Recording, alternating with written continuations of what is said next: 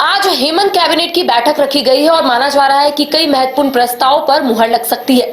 सभी की निगाहें टिकी हुई है कि आखिर इस कैबिनेट की बैठक में क्या कुछ फैसले निकलकर सामने आएंगे। ये तो शाम में पता चलेगा, क्योंकि आज 4 बजे प्रोजेक्ट भवन में बैठक जो है वो शुरू होगी। इस वक्त हमारे साथ हमारे सहयोगी नवीन मौजूद है। नवीन से बातचीत करेंगे और इनसे जानेंगे कि आखिर क्या कुछ महत्वपूर्ण फैसले सरकार आज ले सकती है। क्या लगता है नवीन, क्योंकि सभी की निगाहें टिकी हुई है, क्योंकि जेपीएससी में अध्यक्ष की नियुक्ति नहीं हुई है।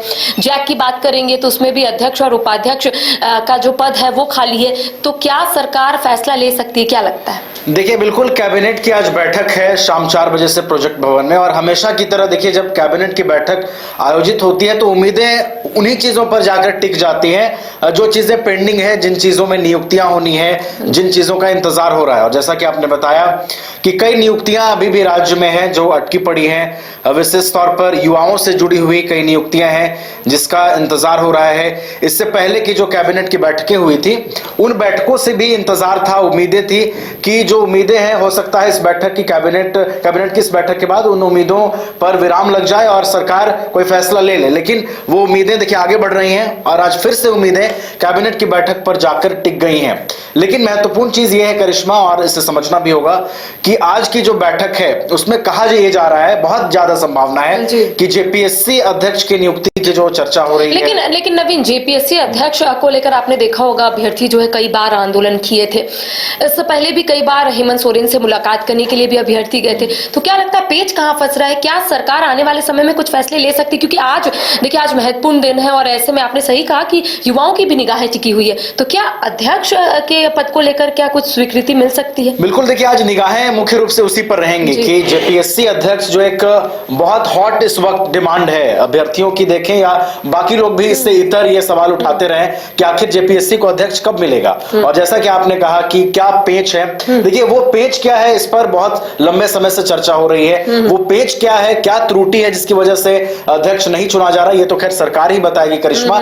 लेकिन आज संभावनाएं ज्यादा है कि सरकार इस मुद्दे पर प्रमुखता से चर्चा कर सकती है और बहुत संभावना है कि कंक्लूजन पर भी सरकार आज की बैठक में आ सकती है। और देखिए एक और चीज है, जैक में अध्यक्ष और उपाध्यक्ष के पदों पर भी नियुक्ति होनी है। जैक के परीक्षाओं पर भी संकट मंडरा रहा है, क्योंकि जैक के पास भी बॉडी नहीं है, अध्यक्ष और उपाध्यक्ष की कमी है, तो जैक को भी नेतृत्व नहीं मिल पा रहा है। बिल्कुल वैसा अगर हम लोग जेपीएससी का देखें तो अगर अध्यक्ष नहीं है नवीन, तो जो भी कह सकते हैं कि परीक्षा हुई है उसका रिजल्ट सामने नहीं आया है, जो परीक्षा होने वाली थी वो भी परीक्षा नहीं हो रही है, जो रिजल्ट जारी होना था वो भी जारी नहीं हो रहा है। तो कह सकते हैं जेपीएससी में भी तो कहीं ना कहीं संकट मंडरा रहा है। बिल्कुल, इन्हीं सारी चीजों को लिंक करते हुए जेपीएससी को लेकर बातें हो रही हैं कि जेपीएससी को अध्यक्ष नहीं मिलने से कई तरह की त्रुटियां हैं, कई चीजें अटकी पड़ी हैं, कई चीजें लंबित हैं। वो अगर जेपीएससी के अध्यक्ष मिल जाते हैं, जेपीएससी को अध्यक्ष मिल जाता है तो उन चीजों में सुधार आ जाएगा, वो चीजें इंप्रूव होंगी। और जो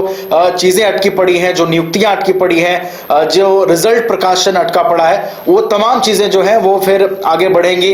तो आज देखना होगा, क्योंकि आज की कैबिनेट की बैठक में बहुत संभावना है कि जेपीएससी को अध्यक्ष अपना मिल जाए। तो देखिए, आज प्रोजेक्ट भवन में 4 बजे हेमंत कैबिनेट की बैठक रखी गई है। शिक्षा, स्वास्थ्य के साथ साथ कई ऐसे महत्वपूर्ण फैसले जो है वो सरकार को ले रहे हैं। लेकिन सभी की निगाहें टिकी हुई है कि क्या जेपीएससी के अध्यक्ष को लेकर आज फैसले सामने आएंगे। देखिए, शाम में लगातार हम कवरेज भी करेंगे और तमाम मंत्रियों से भी बातचीत करने की कोशिश करेंगे कि जो रिजल्ट पेंडिंग है, इसके साथ ही जो भी परेशानियां युवाओं को हो रही है, या फिर हम अलग क्षेत्र की बात करेंगे, किसानों के साथ साथ शिक्षा के क्षेत्र में जो भी परेशानी हो रही है, किस तरीके से सरकार उसको डिसॉल्व करने की कोशिश करेगी।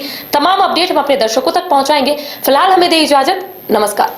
विश्व स्तरीय मेडिकल सुविधाओं से युक्त रांची का देवनिका हॉस्पिटल, जहां है neonatal ICU, burn intensive care unit, modular operation theatre, 24/7 emergency trauma service, multi disciplinary ICUs, emergency care, MRI, CT scan, advance cath lab, fully automated path lab, echo, ultrasound, ultra modular patient beds और pharmacy.